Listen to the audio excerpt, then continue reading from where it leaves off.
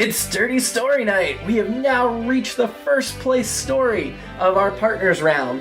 This episode is entitled Shane and Amanda Are More Than Civil, parentheses, War. I think you'll see what that means as soon as you start the episode. Again, it is for extremely mature audiences, and all characters and references are used for parody purposes only.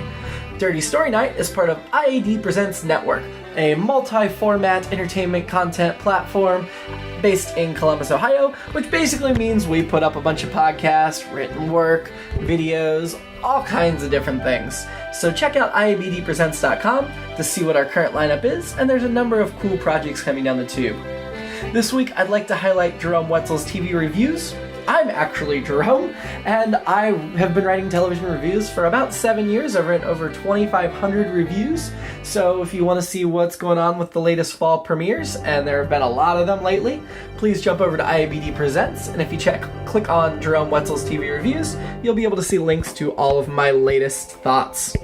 Now enjoy Shane and Amanda Are More Than Civil, War. I have extra batteries in the car if I should go get them. Okay.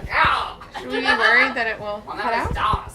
I just went from 2 to 1. It should handle the night. Yeah. Okay. Okay. All right. Let us know when you're... Go for it. All right. I'll start when you start talking. Okay.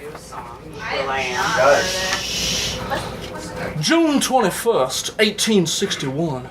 Dear Margaret, war is hell. They try to prepare you for it, but as I found nothing quite can. You wouldn't believe the sheer horrors, Margaret. 1-ply toilet paper. Can you believe that, Margaret? My asshole hasn't been this raw and bloody since you got that set of wooden dentures. We go out to battle tomorrow, so maybe a while before I can write. I'll miss you something fierce. I miss getting my fingers caught in your long, curly brown hair. All the dancing ladies that follow the troops around are completely shaved. It isn't right, Margaret. It's unnatural. Every time I see one, though, I just think of you and how I want to stab you with my Arkansas toothpick. I need to wrap it up for now. I'm almost out of lucifers here, and the lantern's fading fast. Love, Ash. November 9th, 1861.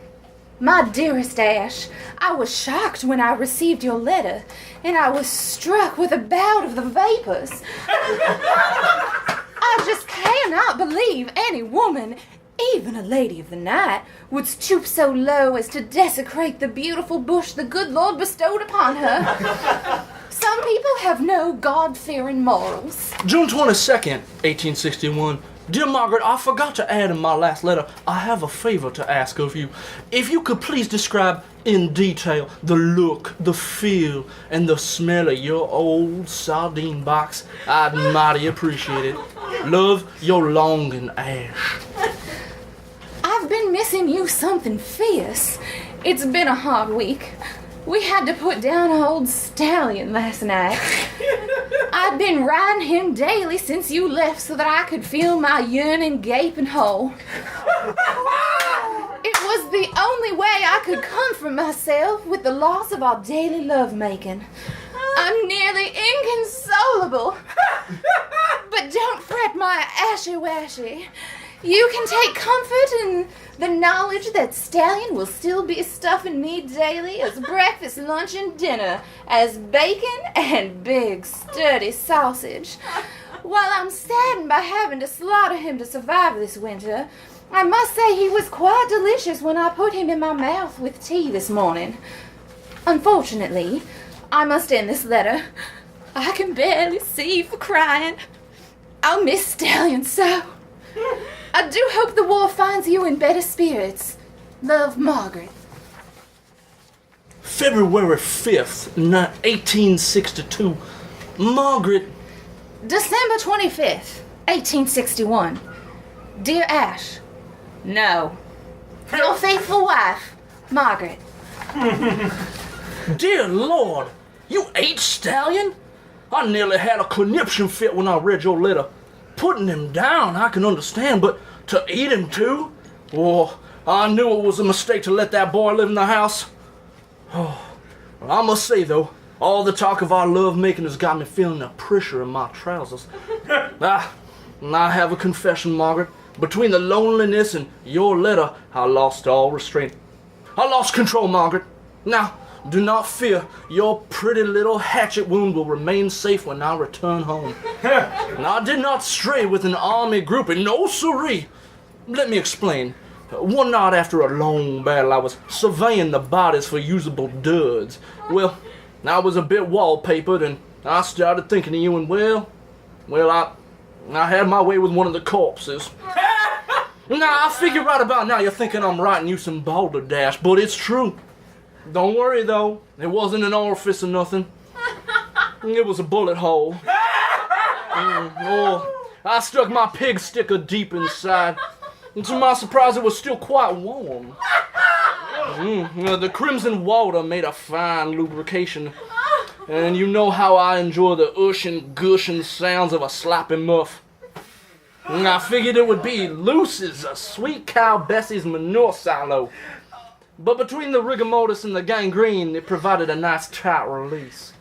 I exploded my trouser gravy all up inside that dirty mud sill. When desecrating the remains of those northern dogs, there is no fear of children or venereal disease. I do hope you can forgive me, Margaret. Captain Rhett says we're both due to jump in the ranks soon, so stick with me and you'll be fit as a fiddle in no time. Now I must go now. I look forward to the day I can see those sweet beef curtains again in person. All my love, Ash. February 12th, 1863. Oh, my darling Ash. I meant the horse, you silly Billy. I do declare I was worried when you wrote that you had lost control. But I can't blame you, my dear. Since you penetrated the corpse with your throbbing dingle through a bullet hole, you have stayed true to me in the eyes of our Lord. I could not ask for a truer bow. Now, my most darlingest dear darling husband, I have a confession to make. My longing for your cock-a-doodle-doo to enter my hen's coop has made me a hysterical and desperate woman.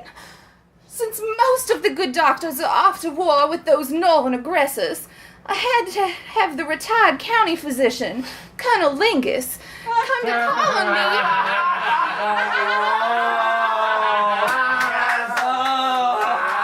Come to call on me in my state. He is known in these parts to be a bit of a muggins, but I was peaked and frantic for assistance. The good colonel diagnosed me with hysteria and prescribed a simply divine device to help me release my tension. I used this wooden apparatus called a dildo until it had splintered and left my sweet magnolia lips as bloody as your asshole when I had those wooden dentures. To ease my tender splooge sponge, I went to the ice house and found the popsicle we made of your delectable man juice our last Christmas together. Its frozen hardness eased my pain, and just knowing I had part of you inside me again allowed me to let her rip and feel ecstasy as I have not felt since you departed for war. As a result, I must congratulate you, my beloved husband. You are to be a father. Your one and only, Margaret. April 30th, 1865. Margaret, I'm flabbergasted. Me? A father? Oh, it's all I've ever wanted. I can't wait until I get to meet the little guy. You know, if it comes out a girl, of course, you'll have to drown it in the river on account of I need an heir. Even better news, the captain and I both got our promotions. Colonel Rhett Butler has officially promoted me to captain. Captain Ashley Mitchell. Look at me now, my sweet jizzle face. I did it. The war's almost over, so I shall be home soon. I cannot wait for the day I'm able to burst open the front door, greet my son for the first time, and then take you straight to the boudoir. We'll bring the boy. Make him watch as I plunge into your juicy Alabama peach. He'll see how a real man uses his flesh bayonet. If he isn't a little shit, I may even let him have a crack at his old lady. Just like my father and his father before him. As you know, it's a time-honored tradition with all Mitchell men to bestow the knowledge of expert love-making upon their progeny. Until that wishful day, with all my love, Captain Ashley Mitchell.